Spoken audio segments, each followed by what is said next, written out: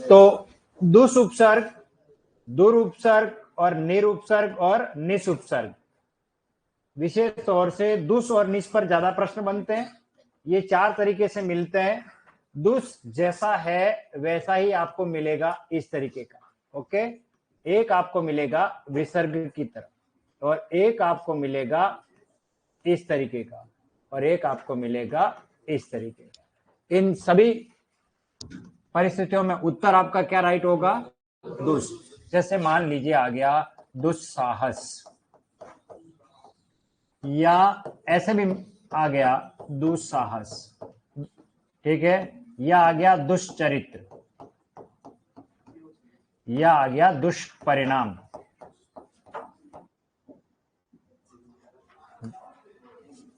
ठीक है, तो उपसर्ग कौन सा है इसमें? दुस।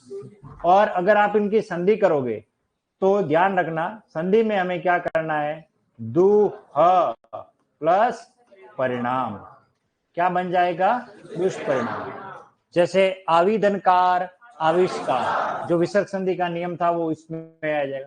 ठीक है, तालव्य ध्वनि मनधन चिकित्सा, मनस चिकित्सा, तो दुहधन चरित्र, दुष्चरित्र, आ प्लस चर्य, आश्चर्य, तपधन चर्या, तपश्चर्या, अंतधन चेतना, अंतश्चेतना, तो तालव्य ध्वनि वाला इसे श आ जाएगा। ठीक है, और ये विसर्ग है, ये दंती वाली ध्वनि में हमेशा ऐसे ही आता है, वैसे यही लिखा जाना चाहिए।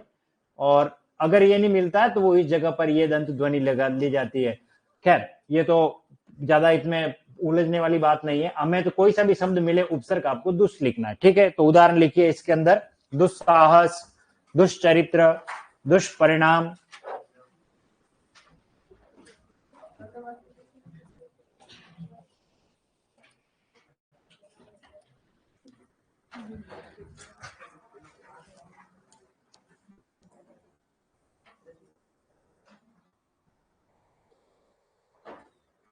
दुष्शासन, दुष्चरित्र, दुष्कर्म।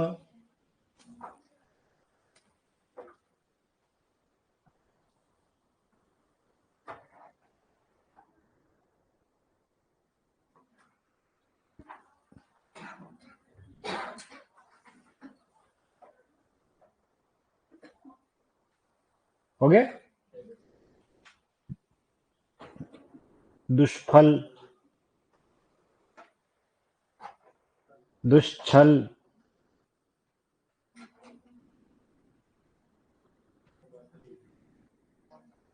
दुश्चिंता।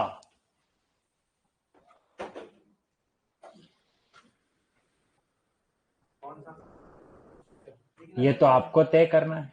तालव्य ध्वनि है तो श ये आएगा, दुश्चिंता में ये आएगा, ये वाला, हाँ, तालु वाला। च तालव्य ध्वनि में श आएगा, ठीक है ना। अघोष क प प फ है तो श षटकोण वाला आएगा, और चिंता में ची बिल्कुल छोटी मात्रा।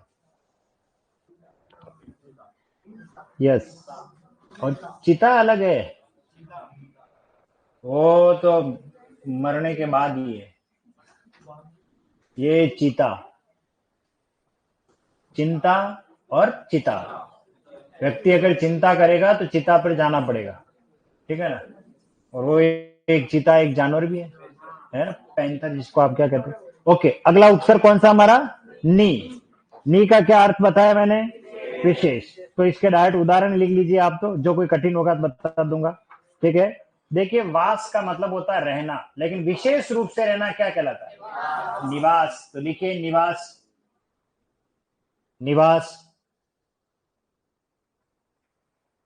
निबंध, निदेशक,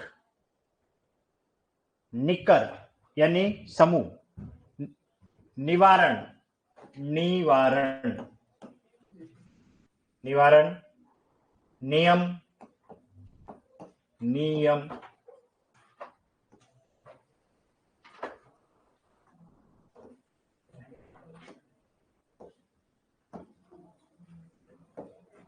निधन आय क्या बनेगा? न्याय। निधन आस, न्यास। निधन अस, न्यस्त। न्यास का मतलब धरोहर, न्यस्त का मतलब रखा हुआ। निधन अस, न्यस्त, निधन आय, न्याय, सब यण संधि के उदाहरण है। ठीक है, चलिए अगला उपसर्ग कौन सा हमारा, निर। निर का मतलब नहीं के संदर्भ में। लिखिए इसके उदाहरण लिख लीजिए। निर्धन आकार, निराकार। निर्धन आकार क्या बनेगा, निराकार। जिसका कोई आकार ना हो वो क्या कहलाता है, निराकार। इसमें दो उपसर्ग है, निर्धन आदन कार, क्या बनेगा, निराकार। ठीक है। निर प्लस जीव, निर्जीव। ठीक है। निर्धन गुण, निर्गुण। निर्धन रोग, मात्रा बड़ी हो जाएगी, याद रखना। निर्धन रस, निरस। निर्धन रव, निरव। और निर प्लस रंध्र, निरंध्र। ठीक है। और निर्धन रूज, निरूज। रूज या निरोग, पीड़ा। निर्धन रूज, निरूज। निर प्लस अक्षर क्या बनेगा, निरक्षर। जिसे अक्षर ज्ञान ना हो वो निरक्षर हो जाता। ठीक है। निर्धन अक्षर, निरक्षर। नेक्स्ट उपसर्ग बोलिए, निस। वही सेम सिस्टम है जो दुस के साथ था। ठीक है। उदाहरण लिखिए इसका, निस का। निस प्लस चय क्या बनेगा, निश्चय। निह धन छल से क्या बनेगा, निश्चल। जो छल कपट नहीं कर सकता है वो निश्चल है, जैसे बालक होते हैं। और निय प्लस चल से क्या बनेगा, निश्चल, जो चल नहीं सकता। नि धन शुल्क से क्या बनेगा, निशुल्क। इसमें निस उपसर्ग है, ध्यान रखना। जिसमें कोई शब्द शेष न रहता हो, निशब्द। ठीक है। नि धन पाप, निष्पाप। नि धन फल, निष्फल। और नि धन पक्ष, निष्पक्ष। और नि धन संतान, निसंतान। इस तरीके का आएगा निसंतान, क्योंकि वो स है, तालव्य वाला नहीं है, दंती वाला। तो नि धन संतान, निसंतान।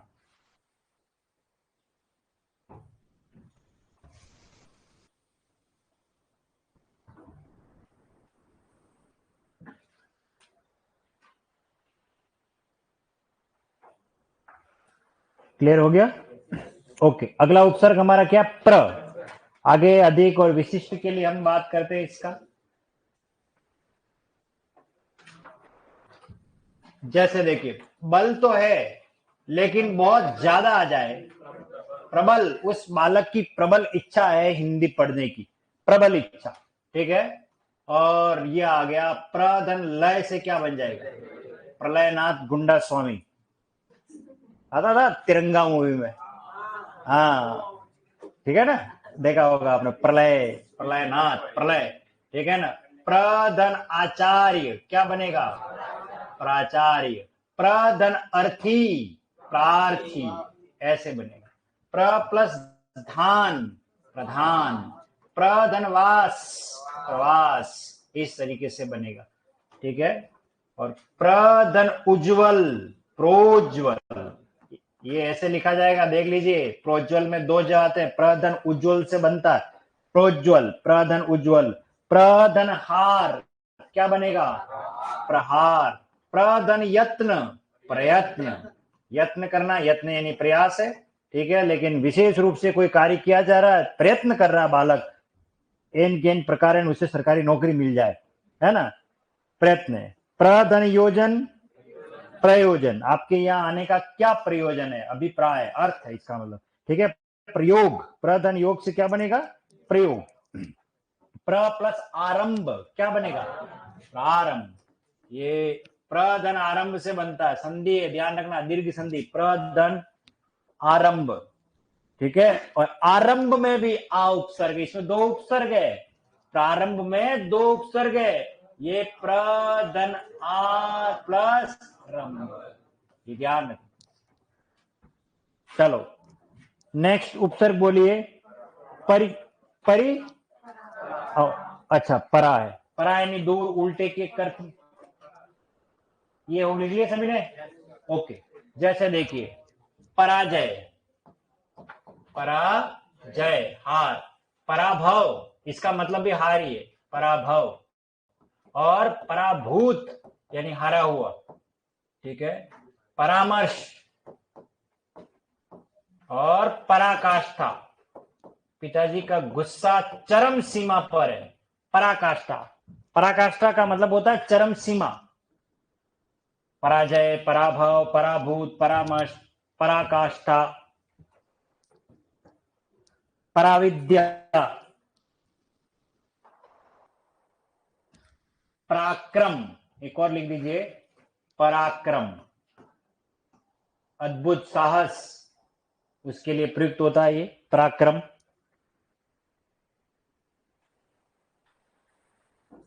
पराजय, पराभव, पराभूत, परामर्श, पराकाष्ठा, पराक्रम, लिख लिया। चलिए नेक्स्ट कौन है हमारा, परि, चारों ओर के संदर्भ में होता है, ठीक है। जैसे परिक्रमा, परि प्लस क्रमा से क्या बनेगा, परिक्रमा। और एक होता है परिक्रमण, और इसी के साथ एक और होता है परिभ्रमण। ये दोनों चलते हैं ज्योग्राफी में।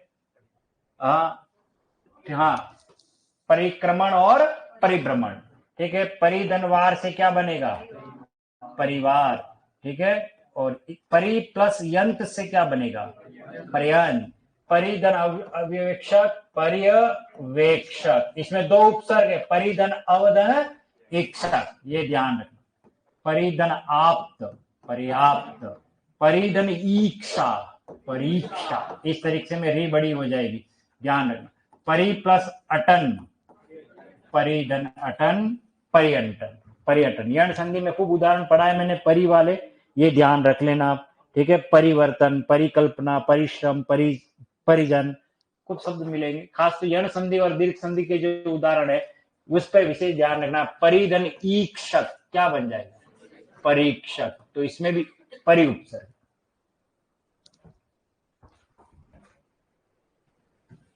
एक और लिख लो, पर्यावरण, दो उपसर्ग है इसमें, परि प्लस आधन वर्ण से क्या बनेगा, पर्यावरण।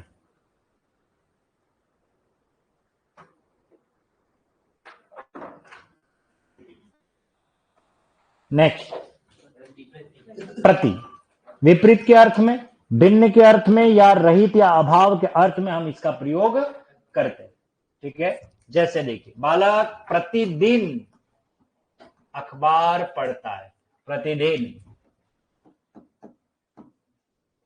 प्रतिकूल, इस तरीके से। प्रतिबिंब, ये सिंपल है, जो आगे दिख रहे हैं ये प्रतिबिंब। प्रतिनिधि,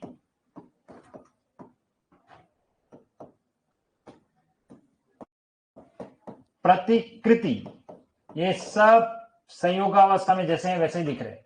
अब दीर्घ संधि के देखें, प्रतिधन ईक्षा, प्रतीक्षा, प्रतिधन इक, प्रतीक, प्रतिधन इत, प्रतीत, मुझे ऐसा प्रतीत हो रहा है, ऐसा महसूस हो रहा है ना, ये दीर्घ संधि वाले। और यण संधि पर बात करें तो प्रतिधन उष, प्रत्युष, सवेरे को कहते हैं। प्रतिधन आशा, प्रत्याशा। प्रति प्लस आवर्तन, प्रत्यावर्तन, दो उपसर्ग है, प्रतिधन आधन वर्तन से क्या बनेगा, प्रत्यावर्तन।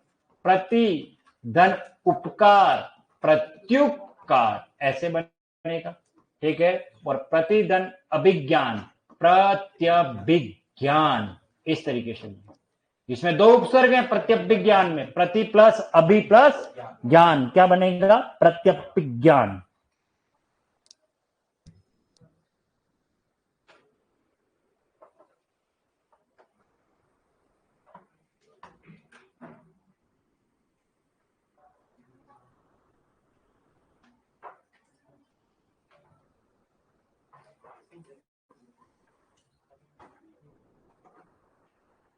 नेक्स्ट बोलिए, वी, विशेष, भिन्न या अभाव के रूप में इसका हम प्रयोग करेंगे, ठीक है।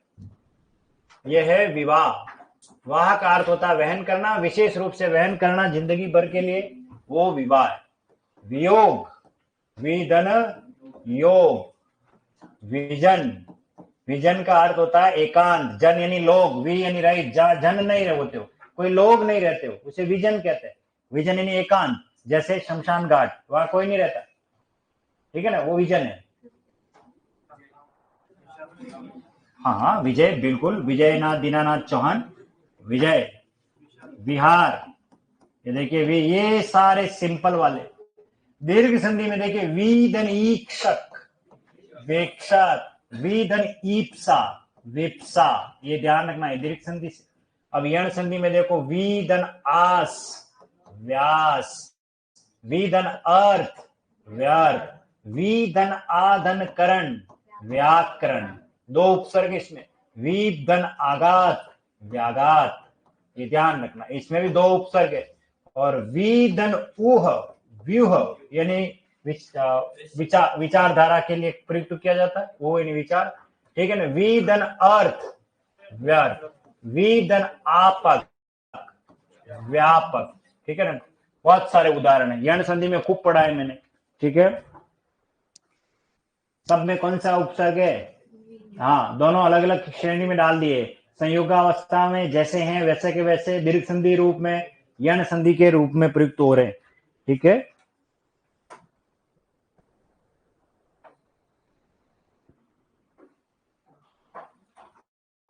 नेक्स्ट, हाँ, अच्छा, सरल और विशद के रूप में हम इसका प्रयोग करते हैं सु उपसर्ग का, ठीक है। जैसा है वैसा का वैसा भी मिलेगा, दीर्घ संधि रूप में भी मिलेगा और यण संधि रूप में भी मिलेगा। 22 में से 9 उपसर्गों में से ये जो मैंने आपको अंडरलाइन भी करवाया था, ठीक है। जैसे देखिए सुदन योग से क्या बनेगा? सुयोग, ठीक है। जो हमारे से अच्छे तरीके से परिचित है उसे हम क्या कहते हैं? सुपरिचित, उसे क्या कहेंगे? सुपरिचित। दो उपसर्ग है, सु और परि, इसमें दो उपसर्ग है, सुपरिचित, अच्छी तरीके से परिचित होना। सु प्लस गंध से क्या बनेगा? सुगंध, ये सु उपसर्ग है, ठीक है ना। सुधनवास, सुवास, ये भी उसके लिए अच्छे महक के लिए इसका प्रयोग किया जाता है, ठीक है ना। सुधन दर्शन, सुदर्शन, जो अच्छे दर्शन है। सुधन देश, सुदेश, ठीक है। अब दीर्घ संधि की बात करें, सुदन उक्ति, सुक्ति। यण संधि में सुदन आगत, स्वागत, दो उपसर्ग है। सुदन अच्छ, स्वच्छ, सुदन अस्ति, स्वस्ति, और सुदन अल्प, स्वल्प, थोड़ा है पर अच्छा है, उसमें हम इसका प्रयोग करते हैं, ये ध्यान रखना। सुदन अस्ति से बनेगा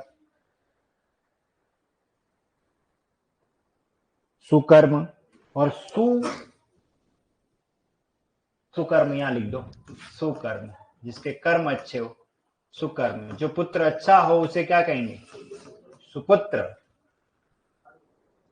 हाँ प्रजस्य।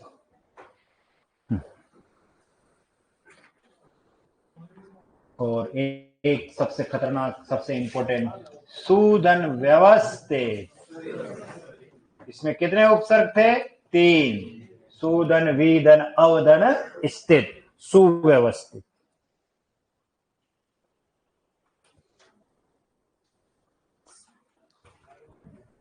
वी, सु और सम, ये हमारा अंतिम 22वां,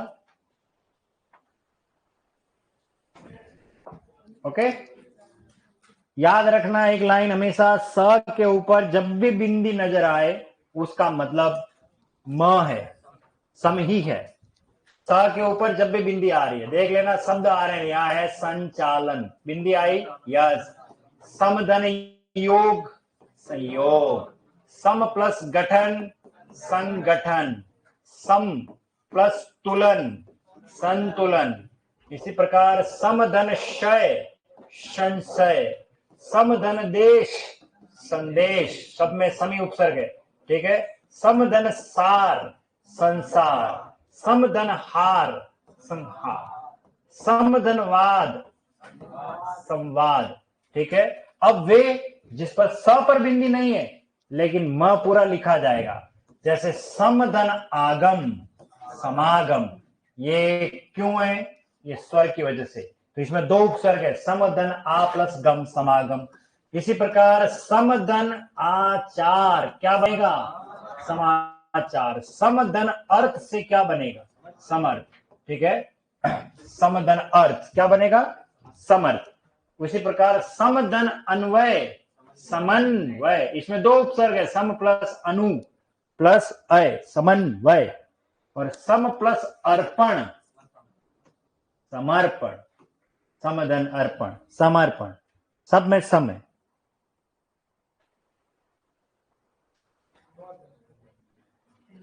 खूब सारे हैं, आप तो देखते रहो शब्द और उन पर उपसर्ग निकालते रहना। ये हो गए सारे आपके संस्कृत के 22 उपसर्ग। अभी तो आपके संस्कृत के 22 उपसर्ग हुए। हाँ, अब तो हम पढ़ेंगे हिंदी उपसर्ग। अब बहुत आसान है, सबसे मेन काम जो था वो इन 22 उपसर्गों पर थी मुझे बात करनी, और वो ये 22 उपसर्ग हैं, इनको अच्छी तरीके से आपको पढ़ना भी है। अब हम बात करेंगे हिंदी उपसर्ग। सेम पैटर्न लेकिन सिंगल पेज पर। सेम पैटर्न है, क्रम संख्या, उपसर्ग, अर्थ, उदाहरण। मुश्किल से 10-11 उपसर्ग है, ज्यादा नहीं है, और मुश्किल से उदाहरण एक उपसर्ग के 3-4 ही है, इसलिए एक पेज बहुत है, एक पेज आपके लिए पर्याप्त है। सेम, इसी के पीछे अगला पार्ट बना लीजिए और ऊपर हेडिंग डाल दो हिंदी उपसर्ग, हिंदी उपसर्ग, ओके। और यहां तो लिख दो आपकी क्रम संख्या, यहां उपसर्ग, यहां अर्थ, और यहां उदाहरण। एक पेज में आ जाएंगे, कोई ज्यादा नहीं है, ठीक है। उदाहरण, बस वही पैटर्न। और कौन कौन से मैं लिख देता हूं, 2-4 ही हैं, ज्यादा नहीं है, ठीक है। हाँ, अन, अद, ऊन, नी, बिन, भर, चौ, ती, दू, पर,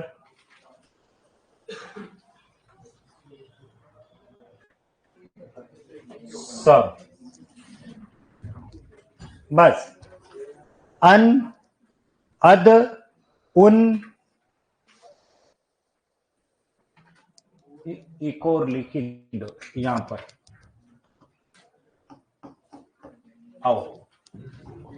हाँ कोई नहीं, नीचे लिख देना, लास्ट में लिख देना, कोई फर्क नहीं पड़ा, इनका कोई क्रम नहीं है, ठीक है। अगर आपने ये भी लिख दिया तो लास्ट में पढ़ लेना। कौन सा, स, ये मैं बोल देता हूं, आप देख लो। अ, अन, अद, औ, उन, नी, बिन, भर, चौ, ती, दू, पर, स। बस इतना ही।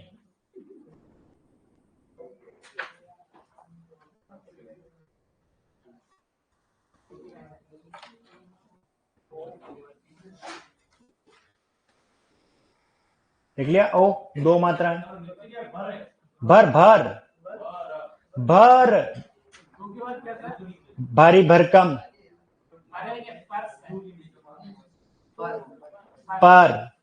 पर पोता, पर दादी, वो वाला पर। और स अलग है, ठीक है, स है सिंपल वाला, अकेला स है। अ, अन, अद, औ, उन, नी, बिन, भर, चौ, ती, दू, पर और स। याद रखना, ये सभी तद्भव शब्दों का निर्माण करते हैं। हाँ, तो इनमें संयोग अवस्था। अब इसमें आपको सीखना क्या, वो देखिए, पेपर सेटर कहां से प्रश्न बनाएगा। अब आप लिखना बंद करिए थोड़ी देर, 10, 11, 12 ही लिखे होंगे, ज्यादा नहीं लिखे होंगे आप। 13, हाँ मैं कह रहा 12, 11, 13, 12, 14, 15 जो भी लिखे हो, ओके। इसमें आपको किस उपसर्ग पर विशेष ध्यान देना, पेपर सेटर कहां आपको फंसाएगा वो देखिए। एक उपसर्ग है हमारा नी, ये संस्कृत में भी आया है, आया ना, ये संस्कृत में भी आया हुआ है। और एक अ उपसर्ग है, ये संस्कृत में भी आता है, जो पढ़ाया नहीं है मैं आपको पढ़ाऊंगा, जो तत्सम सॉरी क्या बोलते हैं अव्यय की तरह प्रयुक्त होता है ना, उसमें आता है ये, उसमें हम पढ़ेंगे। इसका मतलब ये हुआ कि अ एक ऐसा उपसर्ग है जो हिंदी में भी प्रयुक्त होता है और संस्कृत में भी प्रयुक्त होता है। नि एक ऐसा उपसर्ग है जो हिंदी में भी प्रयुक्त होता है और संस्कृत में भी प्रयुक्त हो रहा है, ठीक है। इसके अलावा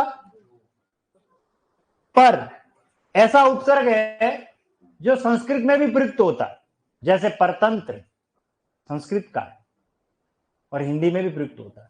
स एक ऐसा उपसर्ग है जो हिंदी में भी प्रयुक्त होता है और संस्कृत में भी प्रयुक्त होता है, जैसे सजीव, ये संस्कृत का, स का अर्थ होता है साथ, जो जीव के साथ है।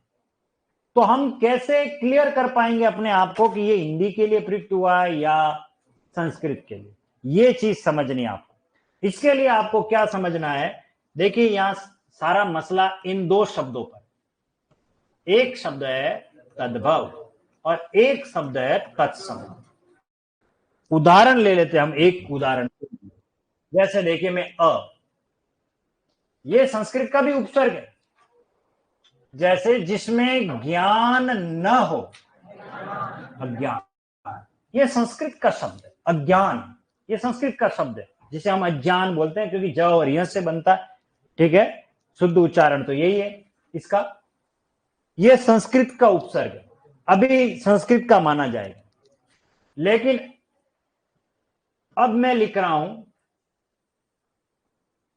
अलग, इसमें भी अ उपसर्ग है, और अज्ञान लिखा उसमें भी अ उपसर्ग है, लेकिन ये हिंदी का है। जो लगा हुआ ना हो वो होता है अलग।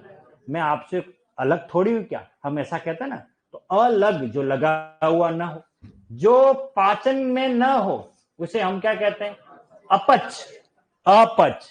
संस्कृत में बोलते हैं अजीर्ण, संस्कृत में क्या बोलते हैं, अजीर्ण, तो वो संस्कृत का कॉन्सेप्ट है।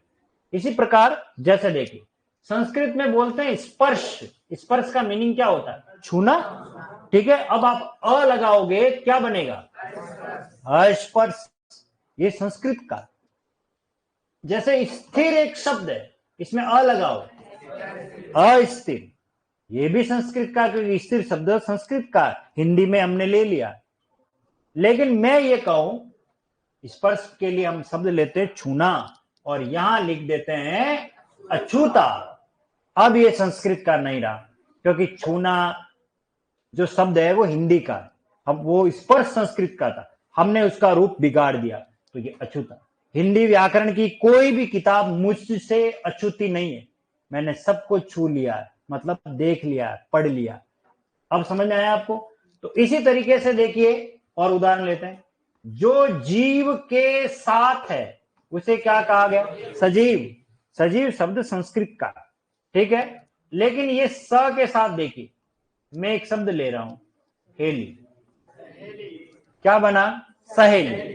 हेली एक शब्द है, हेली का अर्थ होता है साथ में खेलने वाली, हेली का अर्थ होता है साथ में खेलने वाली, जिसको आप सखा कहते हो, है ना, वो स्त्रीलिंग रूप है। मित्र होता है, तो लड़कियों की लड़की सहेली होती है, उसकी जो सहेली होती है उसी के लिए एक शब्द काम में लिया जाता है, हेली मतलब खेलने वाली। अब कहां खेलने वाली, साथ में खेलने वाली को क्या कहते हैं, सहेली, और साथ में खेलने वाले को,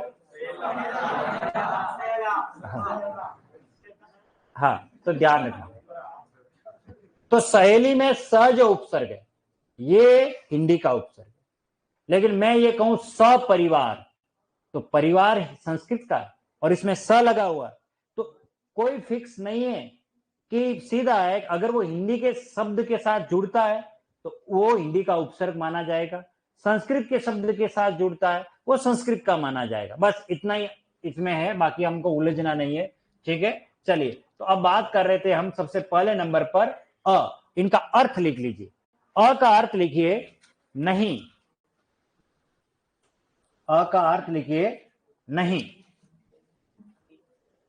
अगला अन, अन का अर्थ है बिना, बिना, बी छोटी, बिना। नेक्स्ट, अध का अर्थ है आधा, आधा। नेक्स्ट, औ, या उन लिखो है, औ, है ना, अहो करे, ये लिखा है ना, तो लिखिए इसका बुरा, अरे इसका और किसका, बुरा या नीच, इस अर्थ में प्रयोग करेंगे। जैसे अवनति, अभी हम इस पर बात करेंगे जब इसको मैं पढ़ाऊंगा तब, ठीक है। ये हिंदी संस्कृत से बिगड़ करके हिंदी में ओ बन गया, ठीक है। चलिए नेक्स्ट बोलिए, एक कम, एक कम,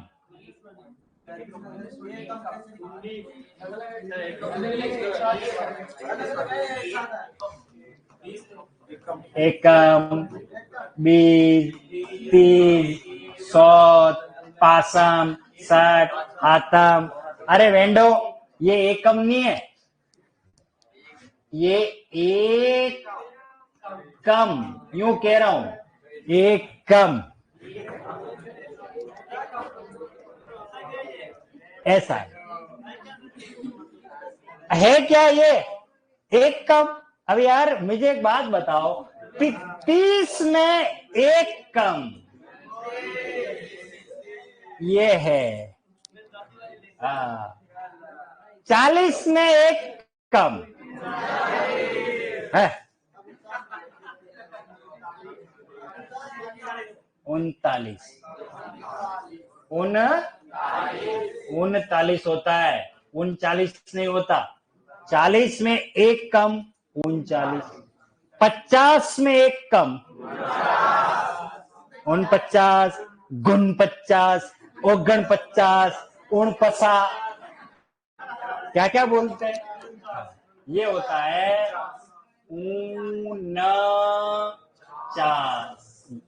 49, 50 में एक।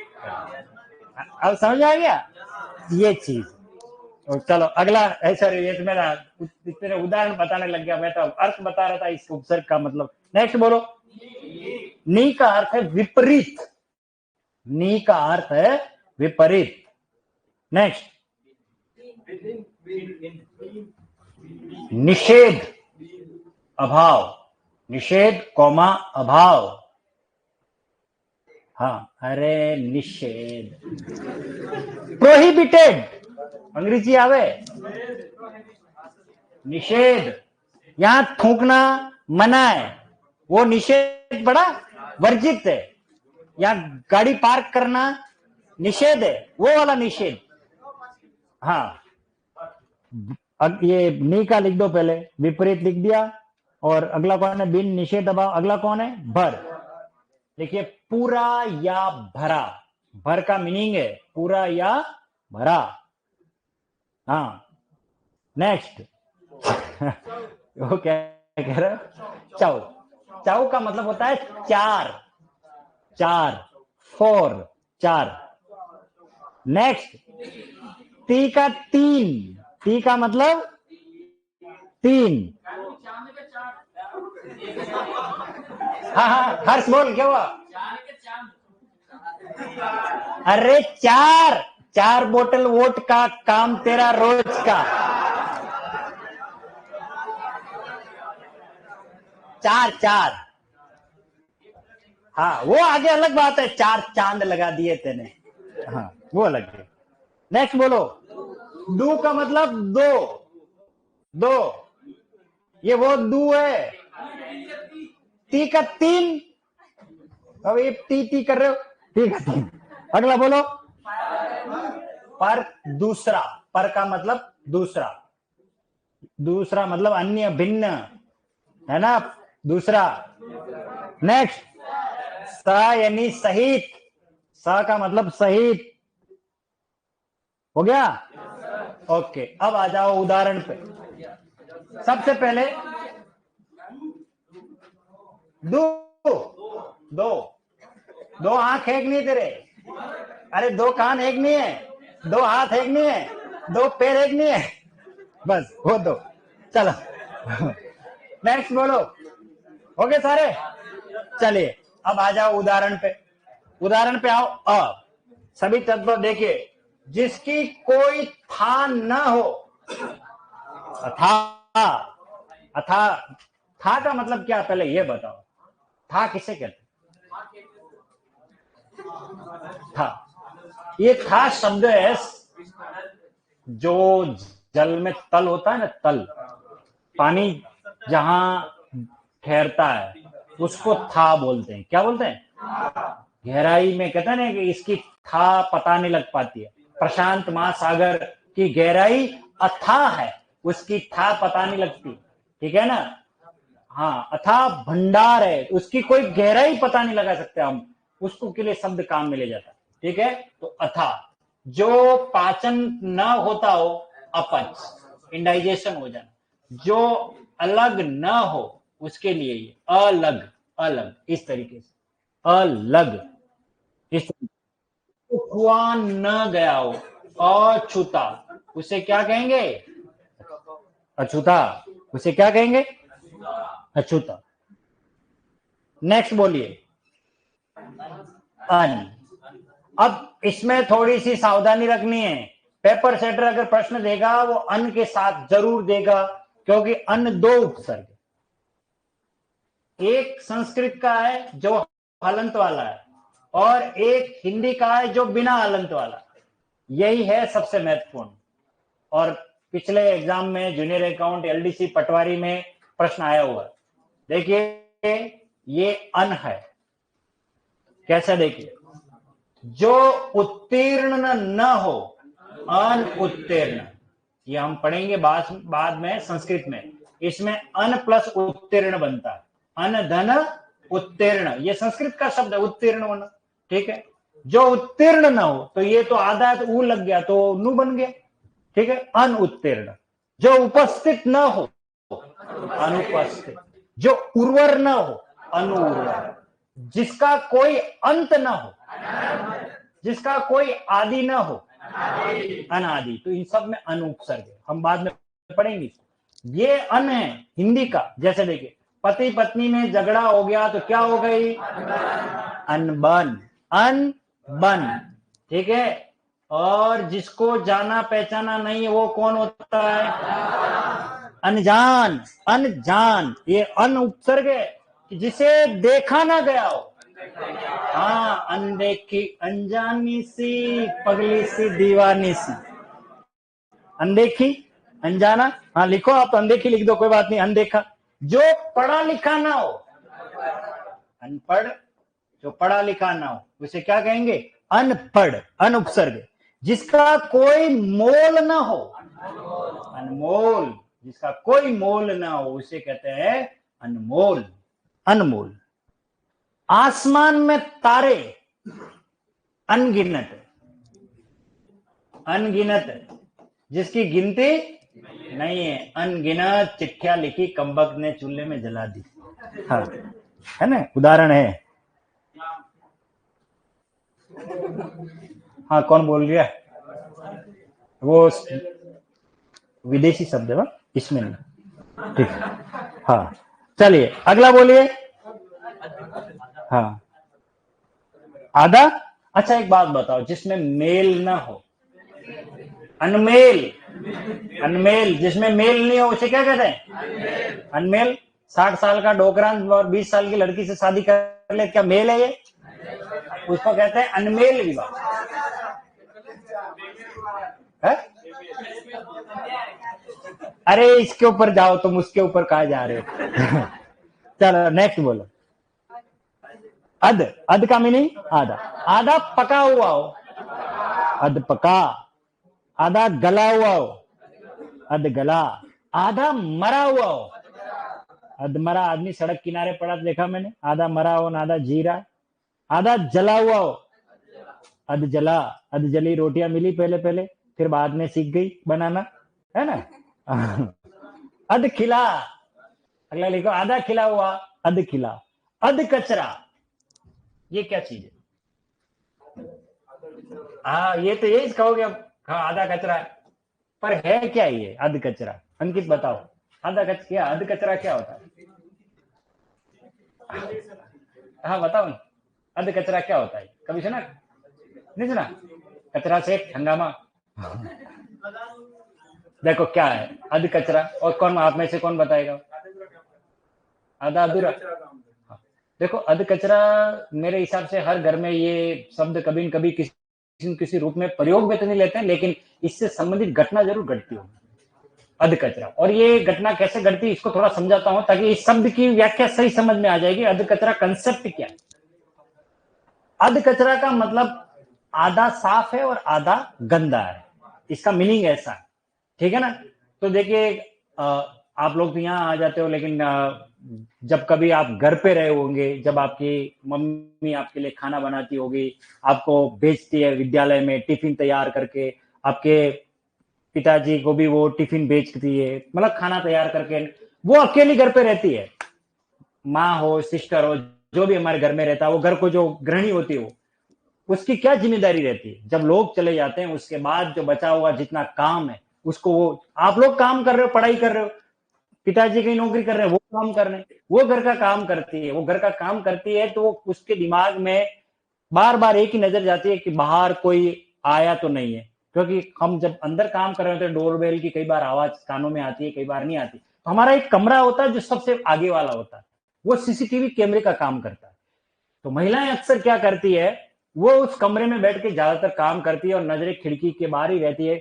अच्छा दूध वाला आया है, अच्छा सब्जी वाला आया है, अच्छा अखबार वाला आया है, वो नजर रहती है। अच्छा ये कौन है यार, पहले तो नहीं आया था, इतनी देर हो गई है, कहाँ जा रहा है? तो वो ऑब्जर्वेशन उनका यही रहता। और बाहर ऊपर छत में कपड़े हुए होंगे, तुरंत ले आएगी, उसी सोफे पे रखेगी, बैठे बैठे समेटती रहेगी। लेकिन बाहर अगर लड़ाई हो गई है तो सोफा नहीं छोड़ना है, वहीं रह करके सारी घटना का लाइव टेलीकास्ट देखना। कहीं मटर छिल रही है, कहीं कुछ काम कर रही है, अचानक कोई मेहमान आ गए, अब क्या करें? तो तुरंत वो कपड़ों का ढेर और ये भरा, और अंदर वाले कमरे में वार्डरोब में ठूसा। अभी टाइम नहीं है उनको समेटने का, और तरह ठूसा और सोफा एकदम क्लियर कर दिया। और फिर वो मेहमान आए, बैठे सोफे पे, इधर उधर देखता, अरे यार घर तो बड़ा चोखो है, एकदम बढ़िया बनाया। अरे फिर वो थोड़ा अंदर कमरे में भी देखा, अच्छा वार्डरोब बना रखी है, यस। और जैसे ही वार्डरोब खोले, दर दर दर दर सब कपड़े ऊपर पड़े। बाहर तो सफाई है लेकिन अंदर कचरा, ये स्थिति। अच्छा ईमानदारी से बताओ, कभी ऐसा हुआ आपके साथ? कोई अचानक कोई घर पे आ गया हो? मैं आपको एक वाक्य सुनाता हूं मेरे मामा जी का। वो उदयपुर जिला के खेल अधिकारी से रिटायर्ड हुए, अभी उदयपुर जिला खेल अधिकारी से रिटायर्ड हुए। और उन्होंने मुझे उनके कॉलेज लाइफ का एक वाक्य सुनाया था। वाक्य ये था कि वो किराए रहते थे, पता किराए वालों की बहुत झंझट होती, बहुत सारी शर्त होती। ऐसा नहीं करोगे, ज्यादा दोस्त नहीं आएंगे, ऐसे लाइटें ज्यादा देर तक नहीं जलानी है, ऐसे। मतलब उनके ये था कि बिजली का दुरुपयोग नहीं करना है, पानी का दुरुपयोग नहीं करना। तो आपको पता है हीटर पे भी खाना बनता है, हीटर पे, है ना? तो वो हीटर लाए, क्या लाए? और हीटर पे दो चार दोस्त मिलते और खाना बनाते थे। रोटियों की ये थप्पी लगती, और जब दो चार होते तो रोटियों की थप्पी भी कम पड़ जाती, खाते ही रहते, पता ही नहीं पड़ता, दिन भर थके रहते, कॉलेज से आते, ठीक है। और रोटियां बनाई, उन्होंने रोटियां बनाई।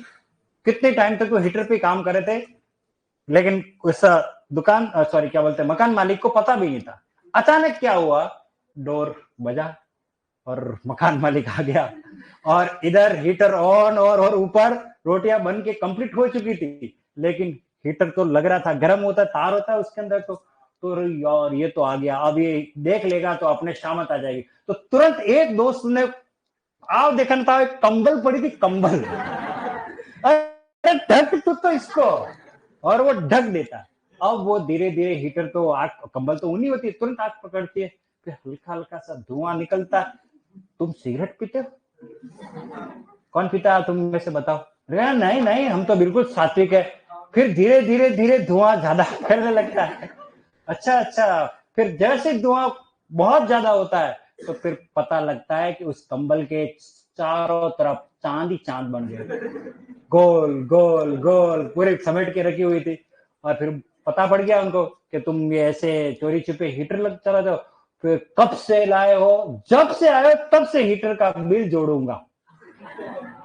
तो होता है। तो इस तरीके से कुछ लोग क्या करते हैं कि अपने को छुपाने की कोशिश करते हैं, लेकिन कभी कभी पकड़ में आ ही जाते हैं, ठीक है ना। तो वो अधकचरा सा स्थिति ऐसी होती है जब हमारे सामने भी आती है, उनके सामने भी आ गई, जैसे ही कोई गेस्ट आ गया, होता है कई बार। तो आपके जीवन में भी कभी कभी ये वाक्य हुआ होगा। चलिए नेक्स्ट बोलिए, अगला आओ।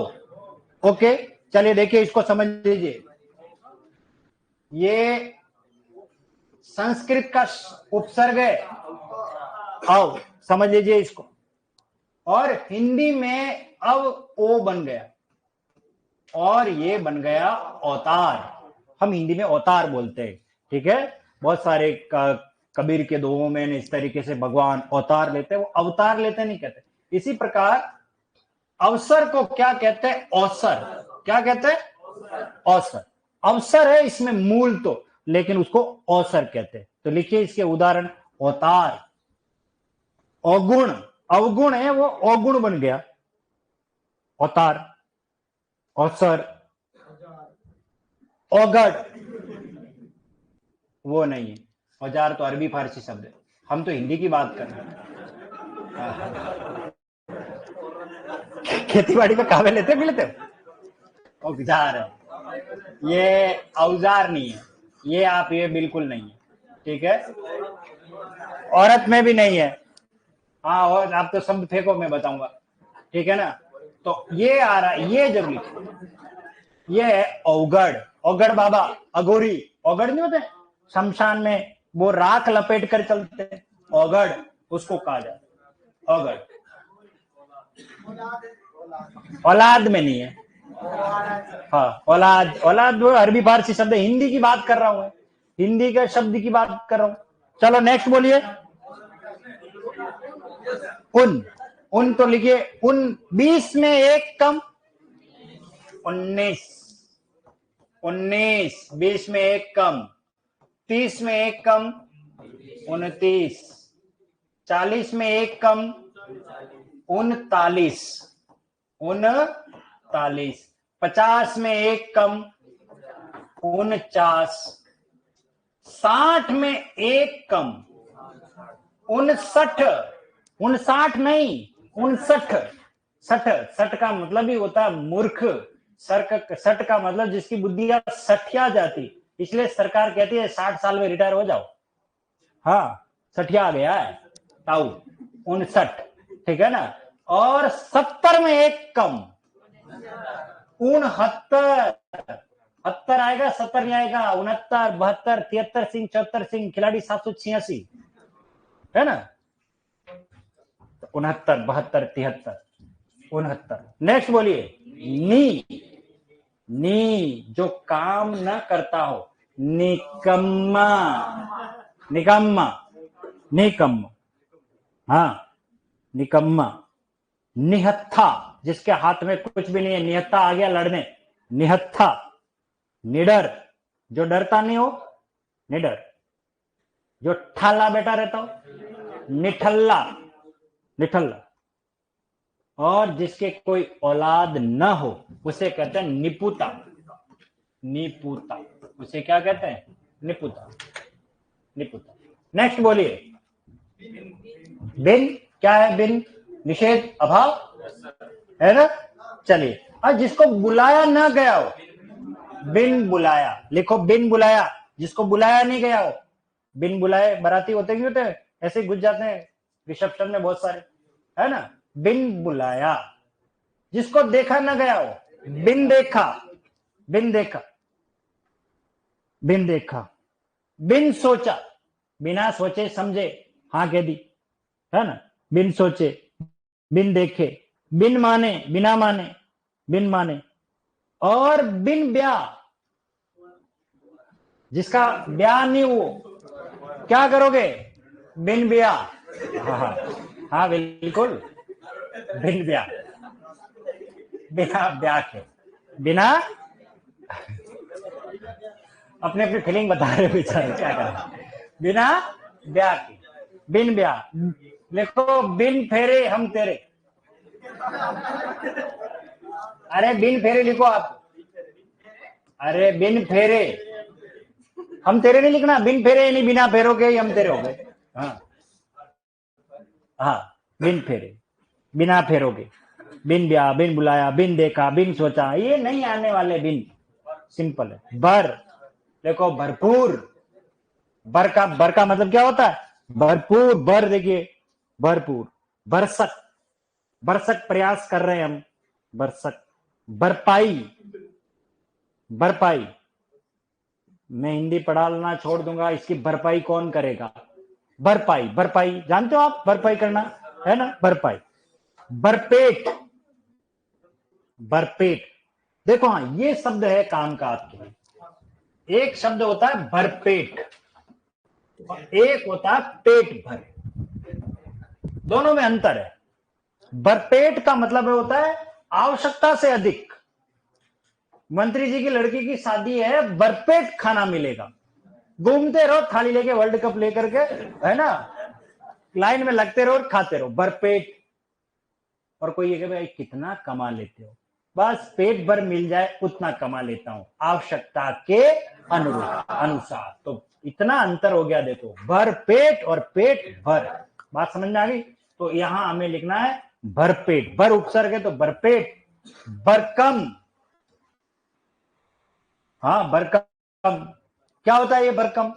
तगारी में कम भर यूं, भरकम, कम भर, मजदूर को कह रहा है, लेबर कह रही है कोई, ए भरकम, भरकम मेरे माथे में नहीं तोका जा रहा। भरकम, भरकम, अरे भरकम, भरकम ऐसा नहीं है भरकम। भरकम का मतलब होता है बहुत वजनदार, भारी के लिए। हम कई बार प्रयोग करते हैं ना, भारी भरकम, अरे भारी भरकम। ये इससे मुझे बात याद आ गई। टाइम हो गया, हो गया, कल कल कल वो टाइम हो गया, ये पूरा पढ़ लेते हैं फिर। हाँ, पर याद दिलाना। आप बरमार लिखिए, बरमार, बेरोजगारों की बरमार है यहाँ। जिधर भाटा फेंकोगे एग्रीकल्चर सुपरवाइजर के माथे पड़ता है, इतने सारे तैयारी करने वाले हो गए। भरमार है बेरोजगारों की, भरमार। तो भरपूर, भरसक, भरपाई, भरपेट, भरकम, भरमार। अगला कौन है? चौ। चौ का मतलब चार, जैसे चौमासा, चार मासों का समूह, चौमासा। चौराहा, चार राहों का संगम, चौराहा। चौकोर, चार कोनों वाला, चौकोर। चौरंगी, चार रंग वाला, चौरंगी। चौमुखा, चार मुख वाला, चौमुखा देवी का मंदिर, चौमुखा। चौपाया, चार पैर वाला।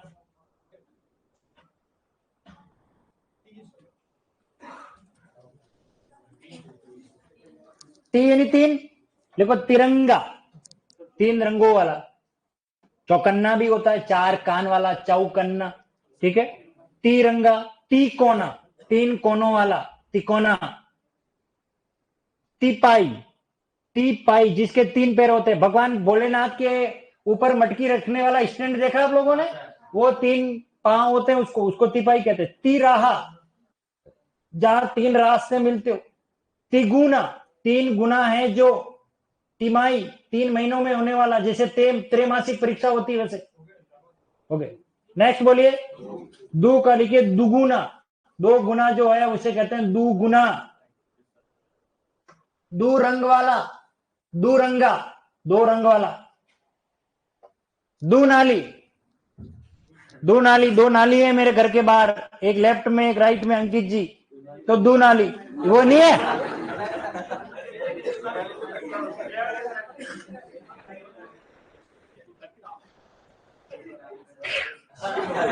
ये 2 नाल वाली जो बंदूक होती है ना, है रियल में है। 2, उसको कहते हैं दू नाली। 2 नाली, यानी एक इधर है इधर नाली है। हाँ, 2 नाली। अगला लिखिए, आगे लिखिए। हाँ हाँ, अरे वो तो पता। अगला आगे लिखो, एक और लिखो, इसी में आगे उदाहरण लिखो। दुलत्ती, दुलत्ती, दुलत्ती, अरे दुलत्ती, 2 लात पीछे से पड़ गई ना, वो दुलत्ती है। गाय की कितनी लात होती है? 2 ही होती है लात। तो कभी गाय के आगे से लात मारते हुए देखा किसी ने? किसने देखा? हाँ, गजब। मेरे पास लाना गाय को, मैं दर्शन करूंगा उसको। अरे गाय के 2 ही लात होती है। हाँ हाँ हाँ, और तो मार लेता आगे की लात से, लेकिन दुलत्ती। नेक्स्ट, दुमुहा।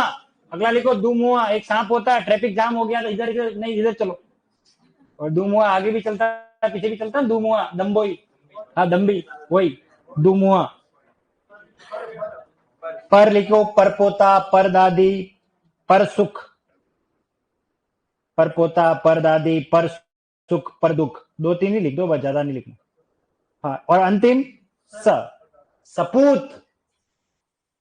देखिए सुपुत्र होता है उसी को सपूत कहते हैं। ठीक है। सचेत, जो जगा हुआ चेतना के साथ है वो सचेत। सजग, जो जागा हुआ है, सजग। और सहेली, सहेली। बाकी हम बात करेंगे कल।